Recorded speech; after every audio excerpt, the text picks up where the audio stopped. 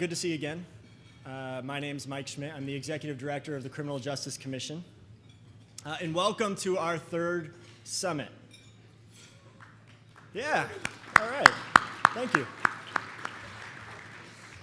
As far as I know, a statewide criminal justice summit of this magnitude is unique in the nation. It's common for heads of agencies and programs to attend criminal justice conferences across the country. And although they learn a lot and they get a lot from attending those, the information rarely trickles down when they get to come back home to the people doing the work, to the people who are on the ground implementing the new ideas, the new tools, and the new programs. For example, a group of Oregonians went to Norway to learn about their criminal justice system, touted as one of the best in the world. Those of us fortunate enough to be included in the trip were blown away with the differences of what we saw and what we learned about. But when we got home, it was really kind of a struggle to talk about, okay, what does that mean for Oregon? How do you take what you learned in Norway and bring it to Oregon? That's the perfect example of what something you need to experience for yourself. You really need to be there to kind of see and hear from the people themselves about the things that they've done. And as great as it would have been to take you all to Norway, which you seem like a good group, so I think it would have been a lot of fun. As much fun as that would have been, obviously that's not feasible. So we've done the next best thing. We have brought Norway to you. So we've got folks from Norway here, maybe in the room. If you're from Norway, raise your hand, stand up. Well, they might be taping an episode on Think Out Loud right next door right now, so I guess they're busy. So they're here today, and you're going to get to hear from them tomorrow. But that's the essence of what we are trying to accomplish with this conference. It's not practical for all of us to attend all the conferences and learn about all the amazing innovations happening around the country and then bring them back to Oregon. So we have done our best to bring all of them to you. And we're able to put this on and subsidize and bring you to a free event for you of training and registration. It's pretty unprecedented. So that is in keeping with one of the central functions of the Criminal Justice Commission. We are charged with being a clearinghouse for best practices in research and to get that information out to the Oregon public safety community in order to make Oregon's criminal justice system more effective and efficient. Since becoming the director of the CJC, it's been my goal to find as many ways possible to get data and information to you, the people doing the work and making the decisions every day that impact our community safety. When you have the data and the facts and the best research, you're able to make the best decisions about how to improve the effectiveness and efficiency of your local public safety systems. We've done this by developing interactive dashboards online. Hopefully, many of you in this room have been to the Criminal Justice Commission website. Thank you. There's a fan of dashboards right there. That never happens. But we have a dashboard online. Go check it out, of recidivism rates across the state. We have all three definitions of recidivism: arrests, conviction, incarceration. You could click on your county to see what your rates and compare them to other counties in the state in your regions. We have dashboards that show you how you use prison locally. What are the crime types? What is the average length of stay?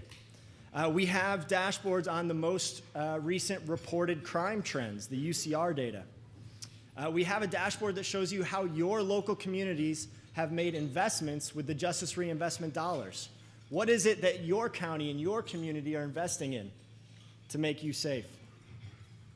We've developed the Oregon Knowledge Bank, which is a different online tool that puts information about programs that are working right here in Oregon on a myriad of different public safety issues. We've worked very closely with DPSST on putting that out. It allows practitioners to ask questions. You can actually type a question in, and a real live researcher will find you research and get you data and information about what works. And we at the CJC also ourselves do research. We publish a robust amount of research on what is happening in Oregon. Not necessarily what works in New York City or works in LA, although it's very interesting to hear from them and the things that they're doing. But we do research about what is working in Eugene with the 416 program, in Marion County, or in Medford. So you can go to our website to find that. So in a world full of fake news, it's more important now than ever that in Oregon we can have a centralized forum of data and research that people can trust. Policymakers will not always agree on the best ways to tackle problems in our communities and states, but as long as they can agree on the basic facts of what's happening in our system, then they can have a debate and a conversation about how to make things better.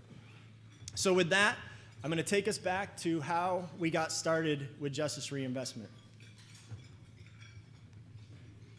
So the governor cited this morning, and it actually came out of a report to the governor in 2012, that between 2000 and 2010, Oregon's prison population increased by nearly 50%, growing to 14,000 inmates with a $1.4 billion biannual budget. Here's an article from Les Zeitz, published at the time back in 2012, that talks about the need to open a prison in Junction City by February of 2017 and a new women's facility by 2015. So that was the backdrop of what the legislature was facing, was having to build new facilities to continue housing our ever-increasing correctional population. So in 2013, many people in this room, your organizations, your associations came together, worked with the legislature, and passed the HB 3194, the Justice Reinvestment Act. And in essence, Justice Reinvestment is a strategy to make investments locally in your community, in the things that are going to make your community more safe, into treatment, into housing, into increased supervision, into programs like the Yellow Line Project that we heard about earlier today. Ways for you to take resources that would have to go to building more prisons, but instead invest it locally. The give back for that is with those additional resources, hopefully, and we've seen this in multiple counties across the state, there's less need to use prison for those targeted populations. And that saves the state money, which gives the state more money to reinvest back in your local communities into those things that will help keep your community safe. So that's really how the Justice Reinvestment legislation, the grant program, works. It has 4 major goals. Of course, reducing the prison population. The legislature and the governor did not want to build another prison. To reduce recidivism, and the governor mentioned that this morning in her comments. We need to see the recidivism rates go down. Increase public safety. And when we say increase public safety, I think the way that we have seen that rolling out across the state is at the local public safety coordinating councils and in the meetings that you all are having back in your communities where you're sharing information and data and research across a wider stakeholder group that is taking on these challenges. And of course, holding offenders accountable in our communities. You can see from this graph that the investment of the state in the first biennium was $15 million. In the second biennium, it was $40 million. And in this current biennium, the legislature allocated $47 million to grants that are in all 36 counties across the state of Oregon. So what has happened since then, since the legislation passed, since the investment of the grants? This line, many of you probably have seen this before, this line represents where the state needed to build a new prison. Once we crossed this line, we needed to have a new prison open and ready to go for the male population. The black line represents right where we were with the prison population before the passage of House Bill 3194. We were on that increased trajectory, and we were projected at the time, the green line, to cross the red line at where we need a new prison in 2017, in February of 2017. So like I said, the legislation passed in 2013, and what we've done since then is this. So essentially from the time, yeah, absolutely. For a long period of time, during the Justice Reinvestment Program, we essentially have held flat the prison population. Now recently, over this last biennium, it has continued to grow up, to continue to grow a little bit more, but now heading back down.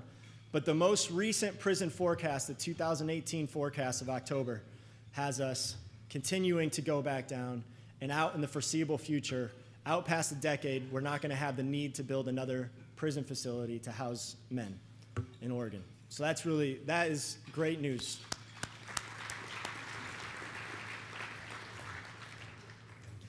The female prison population is a little bit of a different story. The capacity at Coffee Creek was 1,280.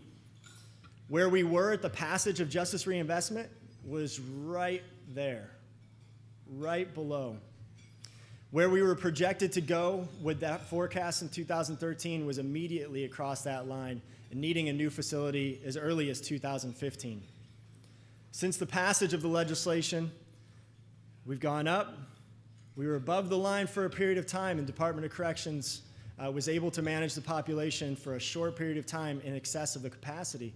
But since then, most recently, and with the passage of House Bill 3078 that the governor talked about, we've been going down of over 100 female offenders, and this is where we're projected to go. Again, not needing a new facility for women in Oregon out past a decade. So huge savings. So to put that in dollar figures, this chart shows you in 2013, the legislature invested $15 million, and they avoided almost $13 million. So that's not exactly a great return on investment right out, but the program had to take time to build. And in the next biennium, with almost a $40 million investment, the averted costs were $53 million. But this biennium, 2017-19, the avoided costs were over $218 million. And that's because this is when we would have had to have a new prison not only built, but open and operating. And every biennium from here on out that we don't have to pay for the operation of those facilities, we're saving over $100 million every year by continuing to invest in the Justice Reinvestment Program. So it's paying off for the state. I think the legislature, I get to talk to the legislature about our budget, and they are very enthusiastic and pleased with the way that this program has worked. So that's, congrats to you all for doing the work, because I've been in a lot of your meetings. Multnomah County, you all meet at 7 a.m. every other week or something in the morning. I send Ross to those now. I don't go anymore, but but I did for a time. There's been a lot of hard work in counties all across the state, and so that's really due to that. All right, so that's about Justice Reinvestment. I want to draw your attention to the Justice Reinvestment Summit book. So you all got this in your packet of when you checked in your bag. So why we made the book. So think of the book, this is hopefully kind of a primer to you for the more in-depth information that you can do. So you've seen some of the breakout topics, you've heard some of the speakers. We really tried to put in this book a lot of data that you can use. So the front half of the book is the agenda and the speakers and all that, which is great, because you need to know where you're going. But once you get to the back half of the book, starting around page 57, it's all Oregon-specific data.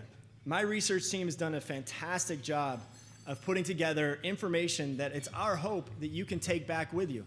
So it's not just that you heard it in a presentation or something that you heard at the conference, but it's something that you can actually keep on your desk and look at and reference. And as you're talking to other people about, hey, what did you learn at that conference? What happened? Something you can show them. We wanted to introduce you to the various levels of data that the CJC analyzes and to provoke thought and discussion about the topic areas. So the book has in it is the agenda and the data book. But getting into it, I just showed you a bunch of data and stats on Justice Reinvestment, but it's all in there. So when you go back to your counties and you want to talk to people about what is Justice Reinvestment, how much money is that investing in our local communities?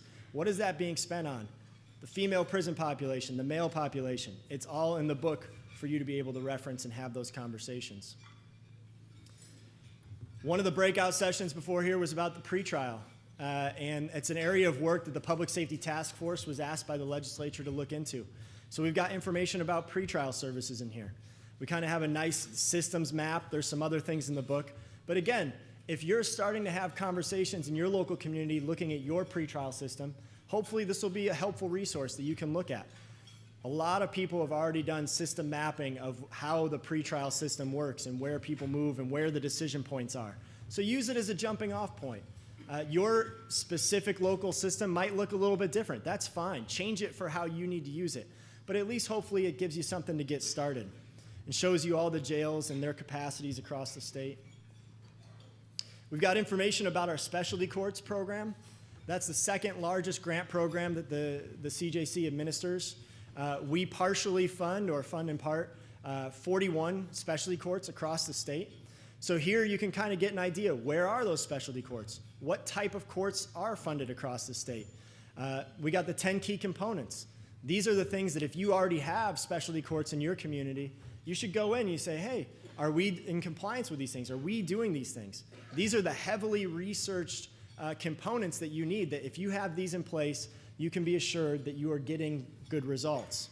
And some facts. So again, take this back with you, use it to have conversations, and look into what's happening in your local system. We're going to be talking a lot about Norway tomorrow, so I won't belabor that. But we got a whole section in this book about Norway and what the Department of Corrections is doing. You'll hear from them. So look at it, and again, the plan is so you can take this back and have discussions about what you heard, share the information, because it's amazing that how many of you were able to attend today. Our registration numbers were over 1,300, almost 1,400, and that's incredible because I know that there are so many people in this room that are the people on the front lines that are doing the work, that are figuring out how to do the programs. So that's really great, but we don't want this information that you're getting to just stop with you.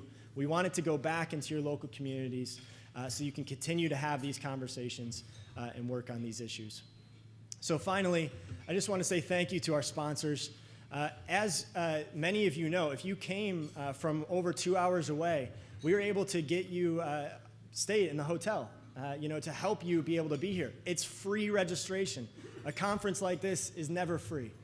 We're able to do that because of our sponsors, very generous sponsors across the state who helped us financially and with their time and their effort and the information that you're getting and the bags and everything, all donated by our sponsors. So we couldn't do this without them. And finally, yeah, thank you.